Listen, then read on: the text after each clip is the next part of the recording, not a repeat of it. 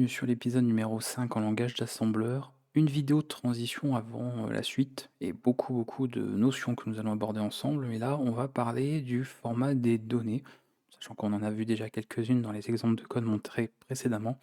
Et vous allez voir un petit peu comment que ça se passe au niveau de ce langage, parce que ce n'est pas similaire à d'autres langages de programmation que vous connaissez peut-être.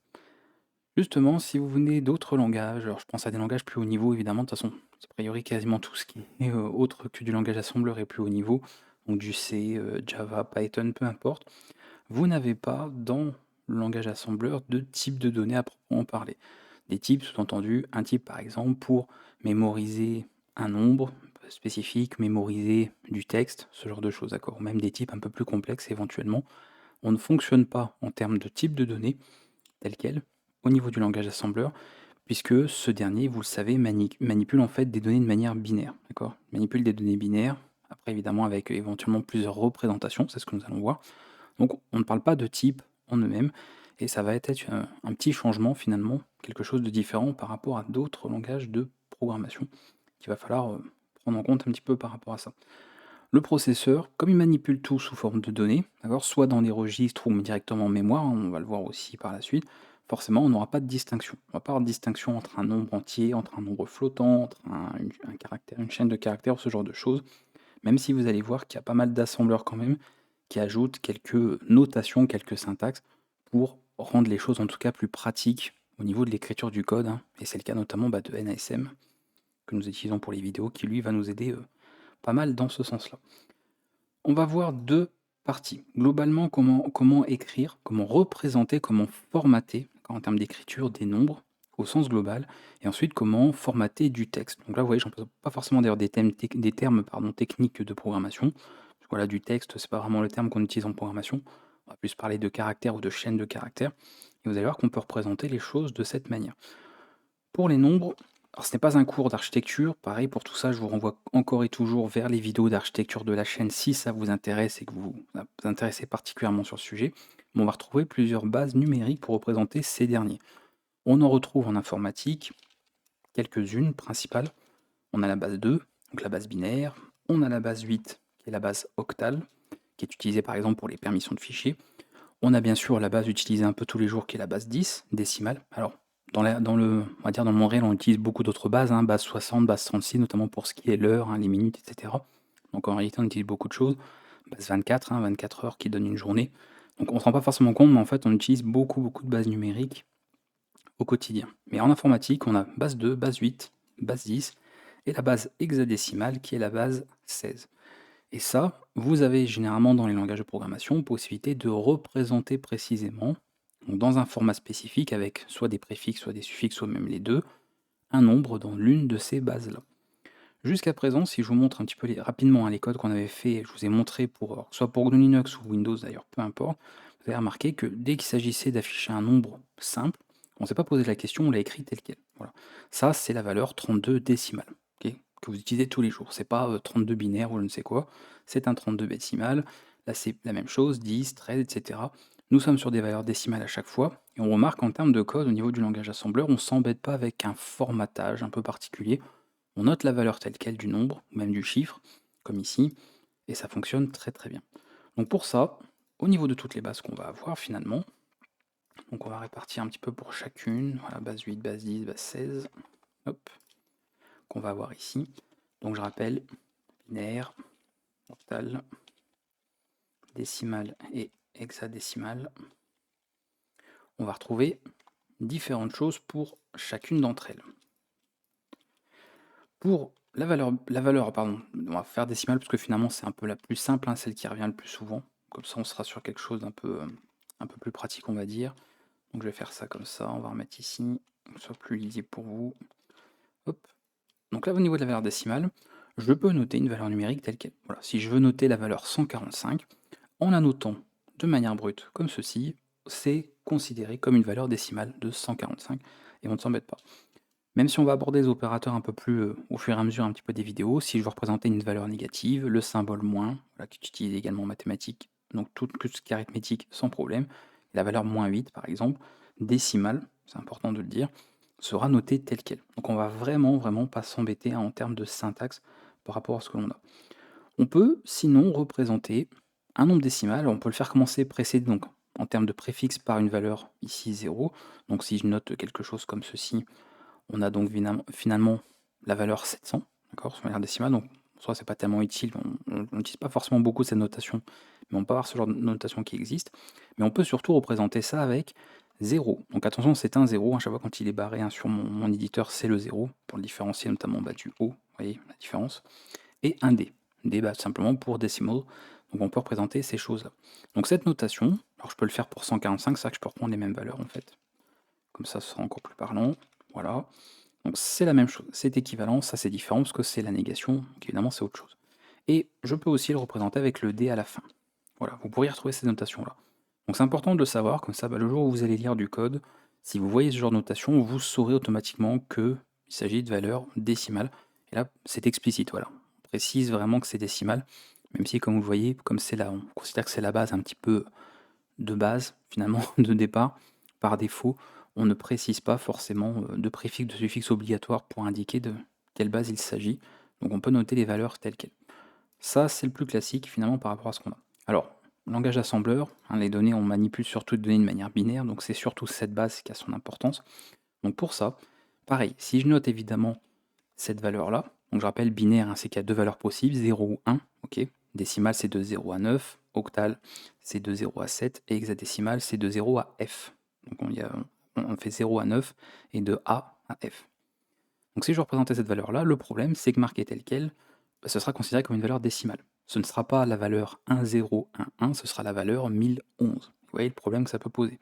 Donc si je l'indique tel quel, explicitement, ou que je ne mets rien, ça rentre dans le cadre des valeurs décimales.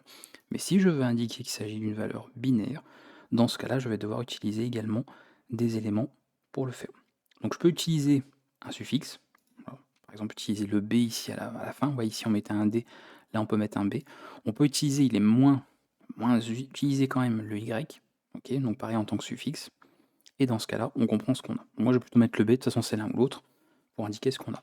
Sinon, on peut retrouver cette notation-là, encore une fois, avec le fameux 0 au début, et vous mettez le B ici, ou Y. Donc je peux faire ceci. Voilà. Ça, c'est la valeur binaire 1, 0, 1, 1. Et pareil, le B remplacé par un Y, même chose équivalent, mais le B est suffisamment parlant. Donc je vais quand même vous les noter les autres, au niveau des notes, histoire d'avoir tout, comprendre qu'on a bien les deux.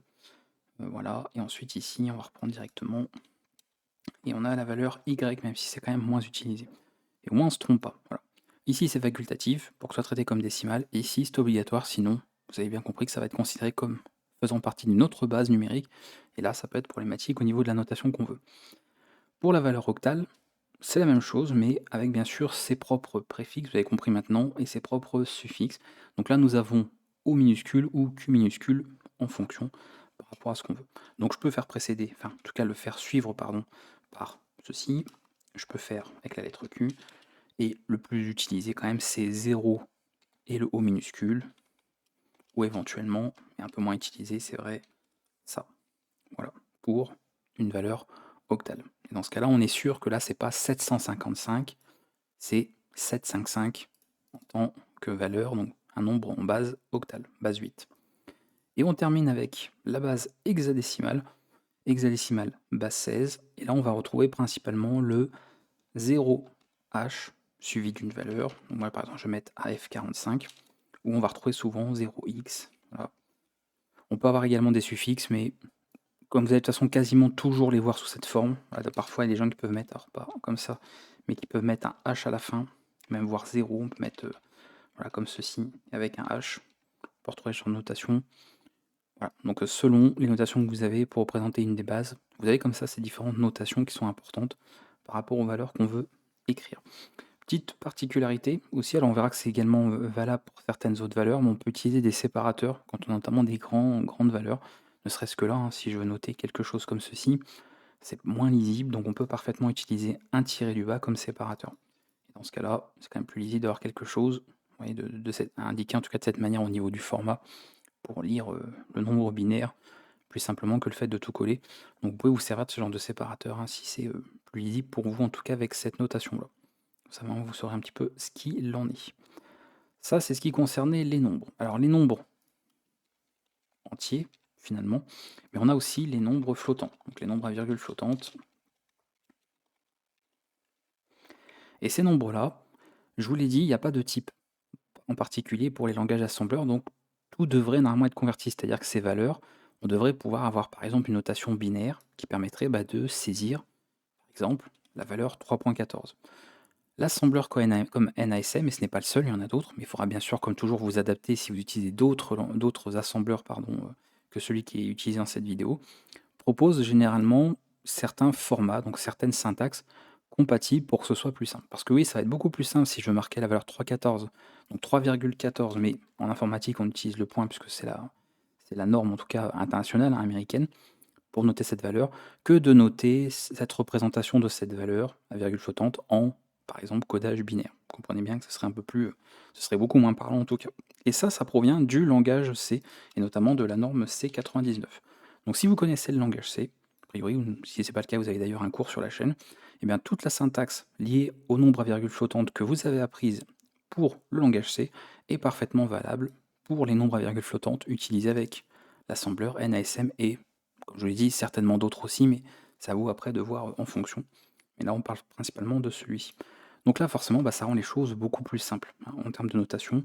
On n'a plus besoin de s'embêter en termes de valeur. Je peux noter 3,14, comme je peux noter, alors je vais mettre c'est pareil, je vais mettre comme ça évitera les confusions. Bien sûr, des valeurs négatives, même chose, et on peut noter également des exposants. Alors, on peut même noter avec des séparateurs, hein. 1, 2, 3, hop, puis un séparateur là, quelque chose comme ça. Vous voyez, on peut utiliser des séparateurs. Et si je veux noter avec des valeurs de puissance, et bien pareil, je peux très bien noter 3.14, puissance par exemple, donc je sais pas moi 10, et on peut noter quelque chose comme ceci. Et on peut faire l'inverse aussi, 14 en 10 points de puissance, donc moins 4, d'accord? Voilà, comme ceci. Donc notation que vous connaissez normalement, hein, qu'on retrouve beaucoup en notation scientifique, notation mathématique, etc. Donc c'est issu de ça, voilà. Et NASM a fait en sorte que ces différentes syntaxes soient compatibles. Sinon, encore une fois, on devrait passer par des notations là, donc principalement notation binaire. Ce ne serait pas des plus pratiques, pour être honnête, pour noter des valeurs à virgule flottante. Donc là, c'est quand même beaucoup plus lisible en termes de code. Donc n'hésitez pas à vous en servir par rapport à ça. Et on termine, enfin, avec le texte. Voilà, donc là d'ailleurs, je te mettre ça en entier, hop, virgule flottante. Le texte, donc bien sûr, techniquement parlant, en programmation, on parlera de caractères, et plusieurs caractères forment une chaîne de caractères. Mais le texte, donc ce sont des caractères alphabétiques ou autres, caractères spéciaux, caractères accentués, y compris des caractères de plusieurs ensembles de codage. Donc ça peut être notamment tout ce qui est sur l'Unicode, donc les emojis, etc. On peut travailler, suivant bien sûr ce qu'on utilise comme outil, avec ces derniers-là. Et vous pourrez noter également ça. Les chaînes de caractères, alors on en a vu un petit peu, puisque regardez, on a vu par exemple très simplement qu'on pouvait faire ceci, voilà, utiliser avec notamment des doubles guillemets. Donc c'est une représentation possible. Voilà, je peux très bien écrire ceci de cette manière. Je peux l'écrire avec des simples guillemets. Ici, on ne fait pas de distinction. Je le précise qu'il y a des langages de programmation, ça peut être le cas. Ils peuvent faire la différence entre les deux. Et même certains imposent d'utiliser cette notation quand on veut mettre qu'un seul caractère. Et quand c'est une chaîne, on utilise des doubles guillemets. Mais là, pas de différence ici entre les deux pour utiliser celle-ci ou celle-ci. On peut également représenter, alors pareil, simple ou double guillemets, mais on peut représenter pareil tout ceci de cette manière. Donc ça va être un peu long, mais vous avez compris le principe. Je vais essayer de ne pas oublier la moitié des choses. A, encore O, O et B. Voilà, on peut représenter cette chaîne sous cette forme-là.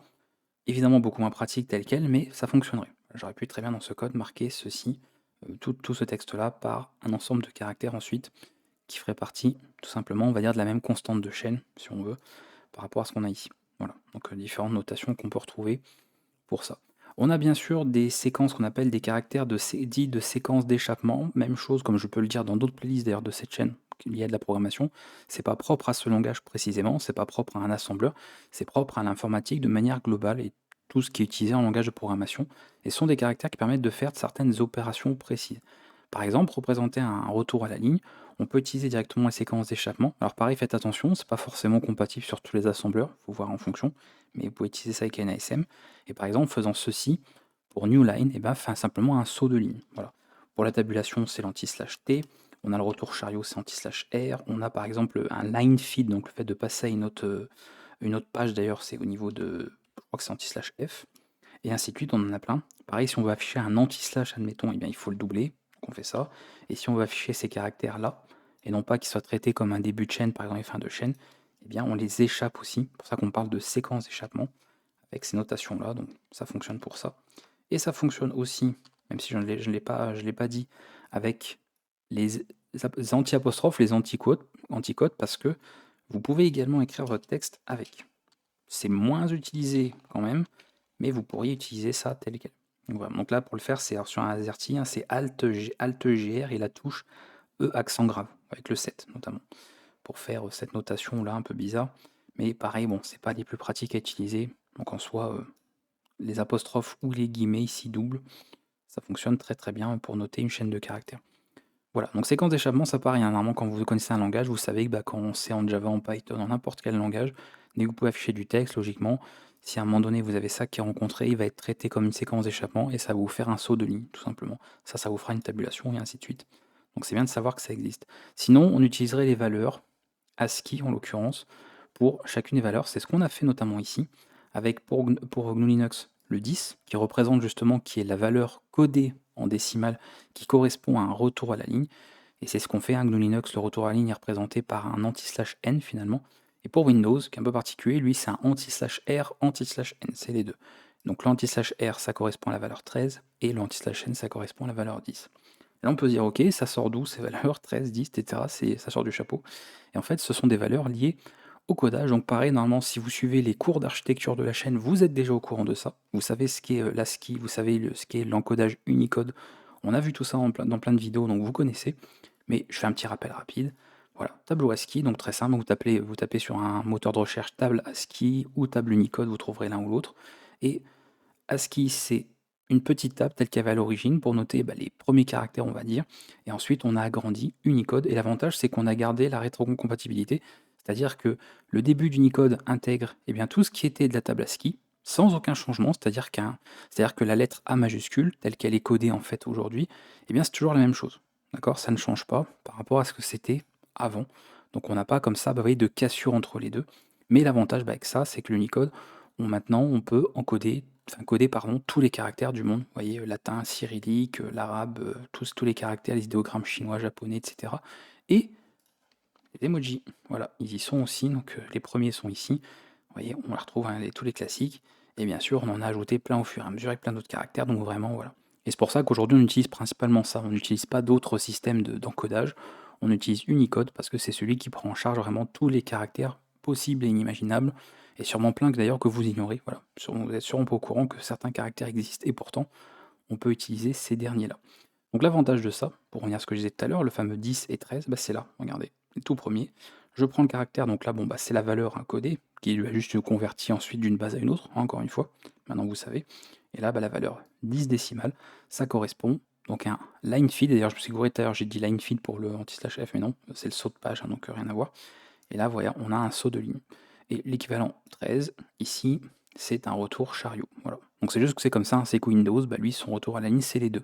Il fait à la fois le retour chariot, donc en fait pour se mettre au début de la ligne, et ensuite il fait un saut de ligne. C'est comme ça comme ça que c'est conçu, lui, son retour à la ligne. Là où GNU Linux et macOS, c'est juste un anti/n, donc c'est simplement un saut de ligne. Voilà. Et notez, maintenant que vous le savez, vous voyez ici, on notait la valeur 10. Donc je vais revenir dans le code, voilà, ici. Je notais la valeur 10 par exemple là, parce que vous le savez que ça veut dire que c'est une valeur décimale. J'aurais pu la noter comme ceci, j'aurais pu la noter comme ceci, ça ne change rien. Mais si je veux la noter sous forme hexadécimale, vous savez que alors c'est une conversion, hein, il suffit de convertir d'une base à une autre, mais ce tableau vous donne déjà les valeurs correspondantes. Donc vous savez que 10 décimales, ça correspond à 0A en hexadécimal. Et dans ce cas-là, si je note ceci, c'est la même chose. Voilà. Donc si un jour vous voyez ça sur un message, vous me dites tiens, pourquoi c'est ça? Moi j'ai toujours appris avec 10. C'est normal, hein, vous cherchez la conversion de ça. En fait, ça correspond à une valeur, mais ici qui est codée en hexadécimal et qui après, a priori, correspond à un caractère spécifique.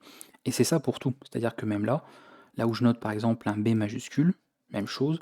Bon, si on voulait se compliquer la vie, rien ne m'empêcherait, vous voyez, de partir là-dessus et de prendre la valeur décimale 66, ce qui ferait en fait le caractère B majuscule, ou alors la valeur hexadécimale 42, voilà, on pourrait directement la représenter ici également. Donc on a ce genre de possibilité là.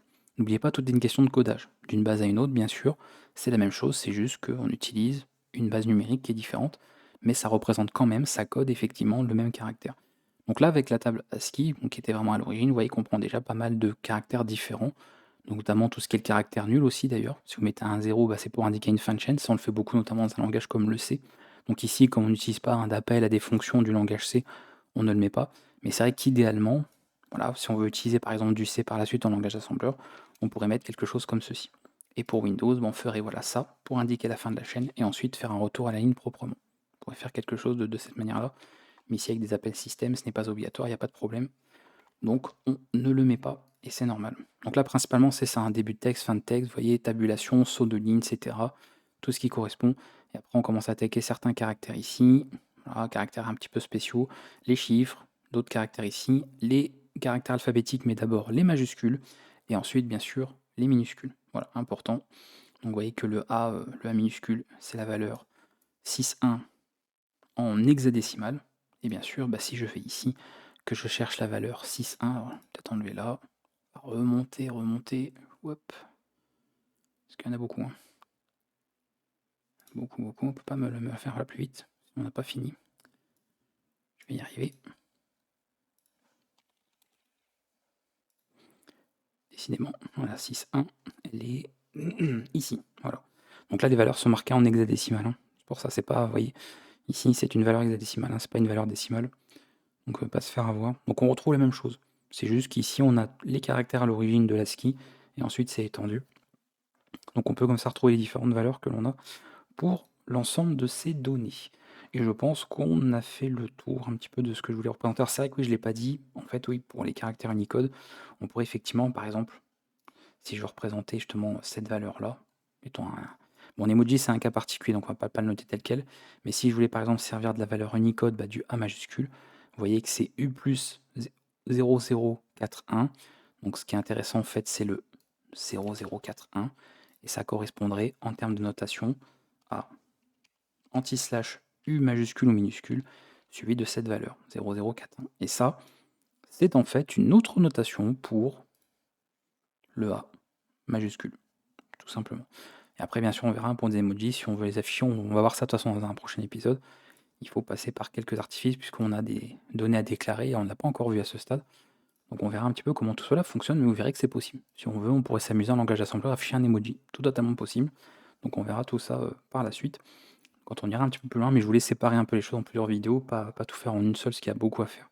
Oui, il y avait déjà, mine de rien, pas mal de choses à aborder, ne serait-ce que ça concernant le format des données.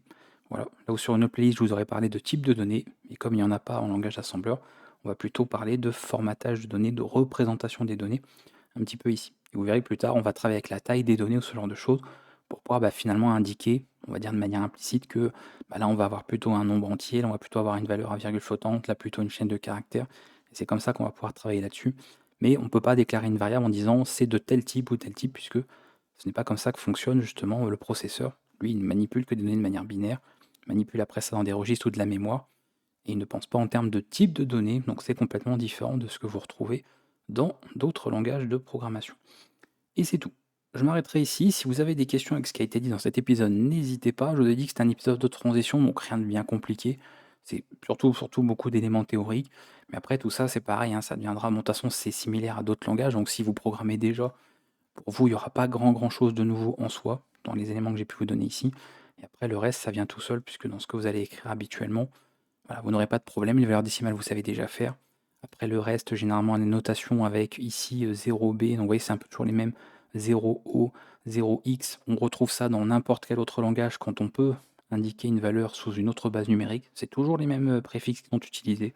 Donc, vous ne serez pas dépaysé. Et là, encore une fois, beaucoup d'assembleurs proposent ces notations simplifiées qui, pareil, sont des notations qu'on retrouve dans d'autres langages. Même si vous faites du Java, c'est des notations que vous connaissez. Vous faites du Rust, c'est des notations que vous connaissez. Donc vous n'êtes pas perdu en fait, ça reste toujours des choses que vous connaissez déjà là-dessus. Pareil pour ça. Donc globalement, vous arriverez bien à vous en sortir pour la suite, puisque nous passerons dans un prochain épisode à tout ce qui est variable et tout ce qui est notamment déclaration de données, voir comment on peut commencer à travailler avec des données. Donc on va s'intéresser un petit peu à ce qui a été fait ici. Globalement, vous allez commencer à savoir qu'est-ce que veut dire ceci, cela, voilà, toutes ces choses-là, vous voyez. J'en avais parlé évidemment très brièvement quand on a marqué le code au début, quand on a fait le code minimal pour les 2 systèmes, ici, mais on n'est pas entré non plus dans le détail, notamment ce petit symbole aussi, hein, qu'est-ce que ça signifie? Donc tout ça, on va l'aborder dans un prochain épisode et comme ça, ce terme-là, vous saurez, un petit peu à quoi ça correspond et vous comprendrez enfin un petit peu, ce code qui a été écrit ici ou bien sûr ici. Je vous dis à bientôt et on se revoit donc pour la prochaine vidéo.